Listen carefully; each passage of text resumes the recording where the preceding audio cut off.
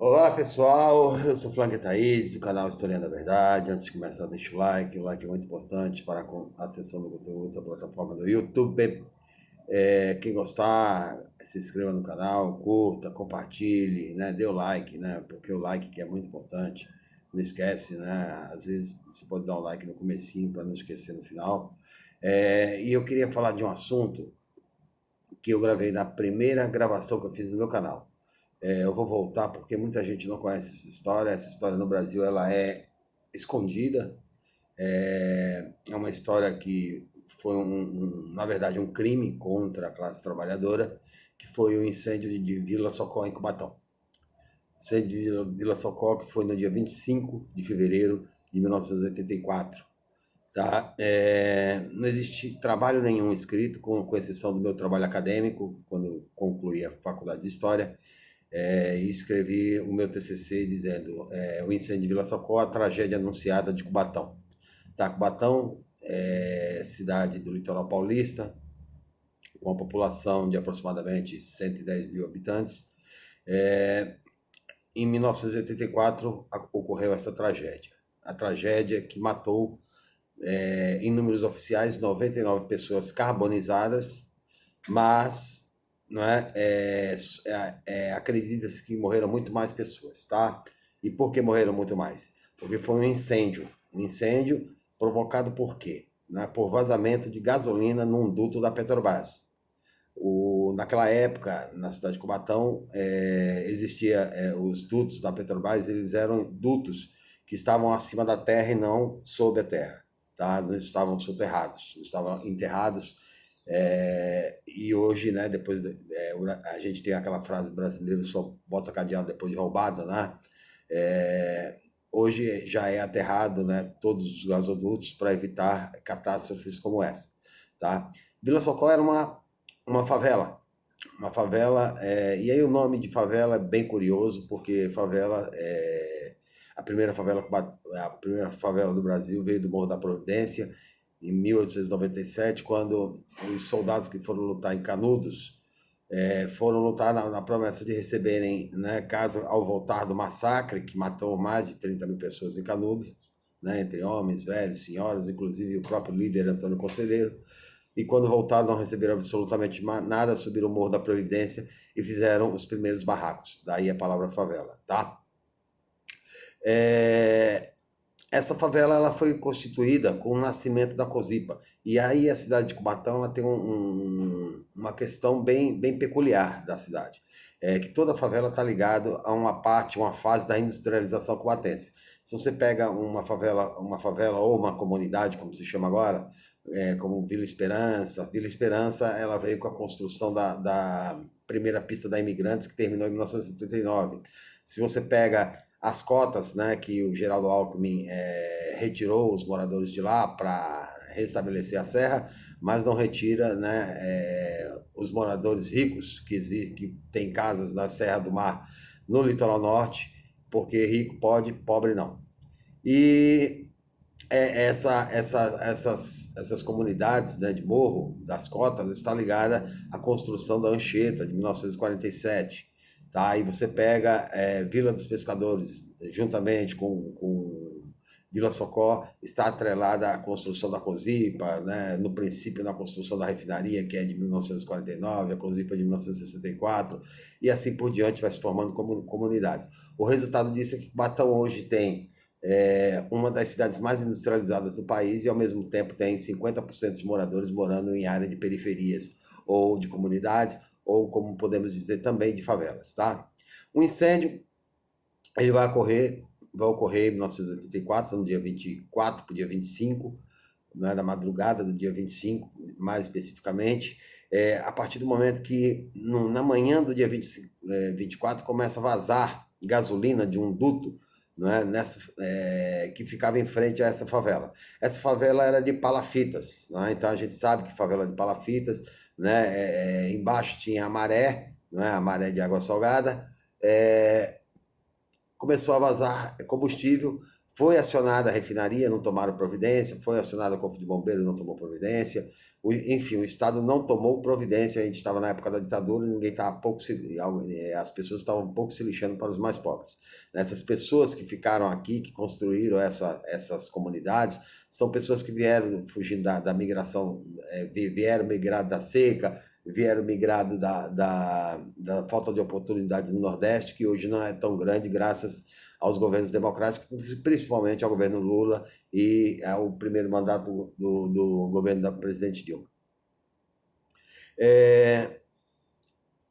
Palafitas, não é? A gasolina ela é mais leve do que a água, tá? Então, quando começou a vazar, não houve providência e jorrou durante o dia todo gasolina, e no final da noite já tinha vazado 700 mil litros de gasolina, tá? 700 mil litros de gasolina equivale a quase 20 carretas tanque, né, de gasolina, numa favela, né, numa comunidade de palafita pouco maior do que 2 quilômetros de extensão. Não tinha nem isso, 2 quilômetros de extensão, 1,5 km. Então ali virou um verdadeiro barril de pólvora, né? Quando começou o incêndio, que ninguém sabe de onde se originou, pode ter sido um curto-circuito, a gente sabe que nas comunidades tem muita aquela ligação chamada gato de energia, né? Fio que corre para lá, fio que corre para cá, fio desencapado, né? Ou pode ser qualquer pessoa que tenha entrado numa das passarelas de palafita, fumando e jogou um cigarro, e aí a tragédia começou, tá? Eu, como falei, estima-se que morreram 99, os dados oficiais, mas o núcleo do incêndio, quando no ápice do incêndio, a temperatura do núcleo ela chegou a 5.000 graus. E a gente sabe que para cremar um corpo, a temperatura é 800 graus, transforma em cinza. Então, corpos desaparecidos não se contam, tá? Não se contaram. Na ditadura, então, aí que não se conta mesmo. Aí está no final da ditadura militar. A gente sabe que o governo, a democracia, né, indireta, ela começou em 1985. Quando começou a vazar, ainda houve um aviso de um policial militar que estava no chamado Forte Apache, em Cubatão, né, para as pessoas saírem devido ao forte cheiro de combustível, né, nas palafitas. Como estavam pouco chovendo, muitas pessoas recusaram a sair. E quando o incêndio começou, a tragédia também começou, tá? Então, eu tenho fotos do meu trabalho acadêmico de corpos carbonizados, né, crianças carbonizadas, eu tenho um número de mortos oficiais, que 80% das pessoas tinham menos de 10 anos de idade, não conseguiram fugir do incêndio, tá? E elas foram cremadas, né, carbonizadas. As pessoas que eram socorridas com queimaduras de terceiro, quarto grau, né, médicos, enfermeiros que atendiam na Santa Casa de Santos desmaiavam, porque não acreditavam tal grau de queimadura que as pessoas tinham, as pessoas passavam mal, né, as pessoas gritando com aquela queimadura horrorosa, né, muita gente ferida, e esse incêndio, eu acredito ser um incêndio maior do que o incêndio do edifício Andraus, que matou 16 pessoas, isso é óbvio, e do edifício Joelma, em 72, e o edifício Joelma, em 74, que matou 187 pessoas. Tá? O número de mortos em Vila Socorro passa disso, com certeza, né? Porque os corpos queimados não foram contados. Tá? Tanto que uma semana depois, o cheiro de podridão, né? De podridão, de carne morta, se espalhou pela cidade, e aí foram mandados jogar caminhões de cal, porque o cal decompõe a carne, né? Cal decompõe e tira o cheiro, tá? E em cima dela foi fundada uma nova comunidade chamada hoje Vila São José. E outra comunidade chamada Vila Natal, né? Que são áreas periféricas da cidade de Cubatão. Vale lembrar também que ninguém foi indenizado por essa tragédia. Ditadura militar, não há indenização moral, não há indenização material, não há indenização de absolutamente nada. Só conta o que você teve. Ah, eu tinha um radinho de pilha, eu tinha uma TV preto de banco, toma dinheiro, pá. Né? O que você tinha? Eu tinha uma geladeira, tinha uma máquina de costura, toma dinheiro, tá. Né? Mas indenização nenhuma foi dada, e no dia seguinte a tragédia foi tão grande que vieram bombeiros, inclusive de São Bernardo do Campo, de São Paulo, de toda a Baixada Santista, para combater o fogo, bombeiros chorando, o próprio comandante do Corpo de Bombeiros chorando, emocionado, não é? Pela tragédia, o padre da cidade chorando, emocionado pela tragédia, porque era gente humilde, trabalhadora que estava ali, né, tentando ganhar a vida e não voltavam para o Nordeste e quando perdiam o emprego se fixavam nas comunidades para poder fugir do aluguel, que é uma chaga, né, que até hoje a sociedade brasileira enfrenta, tá?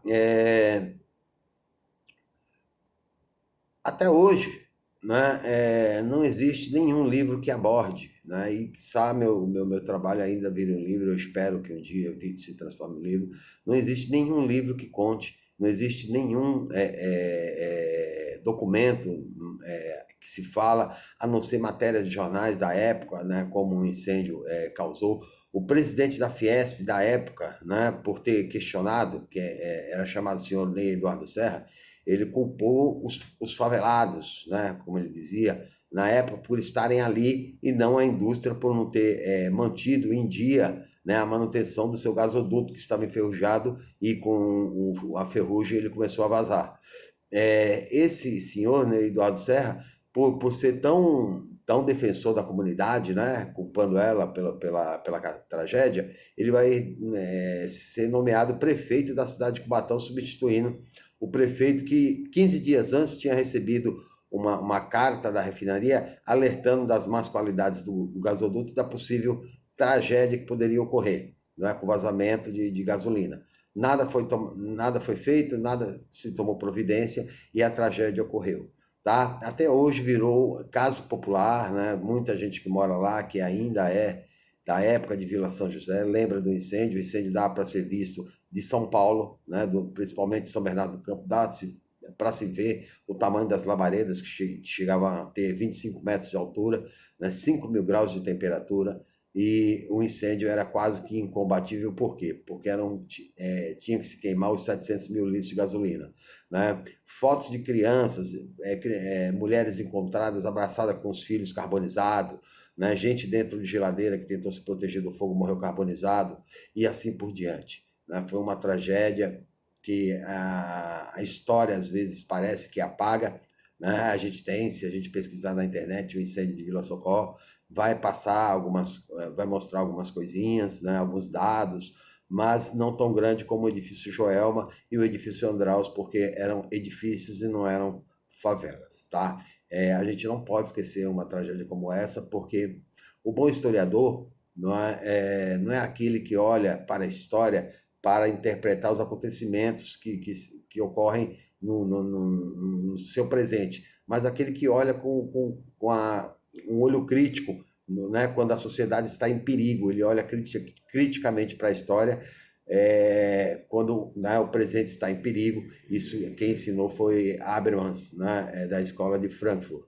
Ok, pessoal? Quem gostou, deixa o like, né, e se inscreva no canal e até a próxima.